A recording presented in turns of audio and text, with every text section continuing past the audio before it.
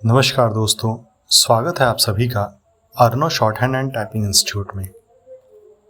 आज का डिक्टेशन है दैनिक जागरण संपादकीय दिनांक 17 जून 2026 का, जो कि 80 शब्द प्रति मिनट से होगा। सभी लोग तैयार रहेंगे। डिक्टेशन अगले 5 सेकंड बाद स्टार्ट होगा। रेडी हैं? स्टार्ट। फ्रांस में G7 की बैठक के चलते विश्व का ध्यान उन्नत अर्थव्यवस्थाओं और लोकतंत्र वाले देशों के इस संगठन की ओर जाना स्वाभाविक है।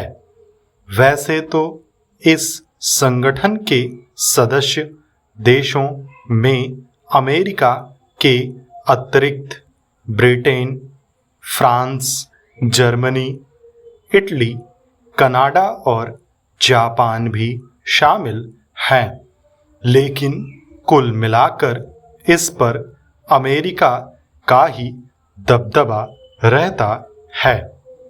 प्रतिवर्ष जब भी G7 देशों की बैठक होती है तो यह संगठन चर्चा में तो आता है, लेकिन अभी तक का अनुभव यही बताता है कि वह कोई विशेष प्रभाव नहीं छोड़ पाता।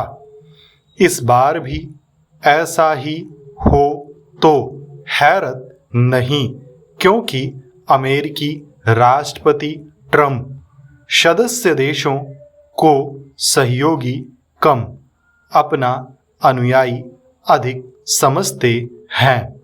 राष्ट्रपति के रूप में अपने इस दूसरे कार्यकाल में उन्होंने करीब करीब सभी सदस्य देशों के साथ टैरिफ और अन्य मामलों में मनमाना व्यवहार किया है। कुछ सदस्य देशों के साथ तो उन्होंने बहुत ही बुरा बर्ताव किया है। उनके अपनी ही चलाने वाले रवैये के कारण अमेरिका के अन्य देशों के साथ मतभेद बढ़े हैं।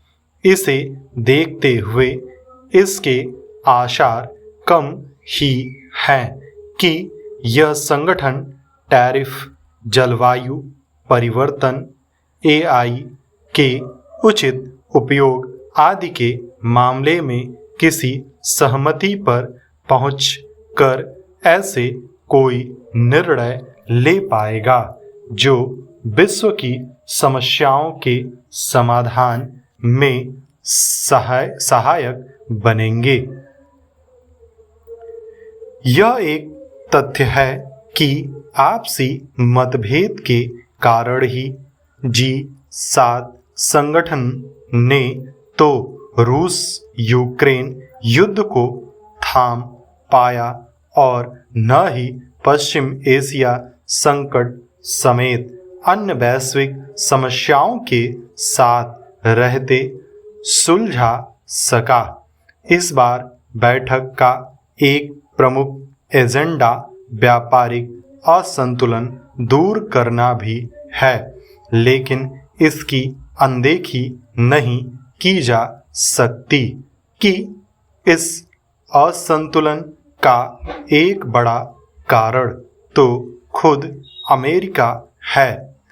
ट्रंप के नेतृत्व में अमेरिका ने सदस्य देशों के साथ ही अन्य कई देशों पर जैसी धौंस जमाने की कोशिश की है, उसकी मिसाल मिलना कठिन है।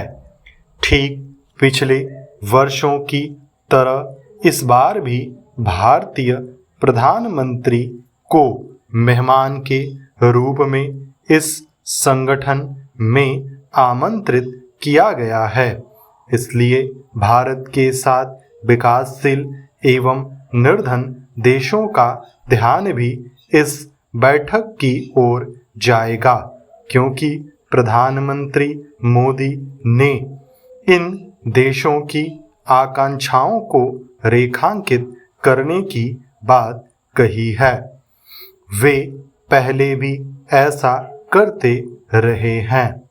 G7 बैठक के दौरान भारतीय प्रधानमंत्री की अमेरिकी राष्ट्रपति से अलग से मुलाकात होने के चलते यह भी विशेष रूप से देखना होगा कि दोनों देशों के संबंधों में व्यापक सुधार का रास्ता साफ होता है या नहीं।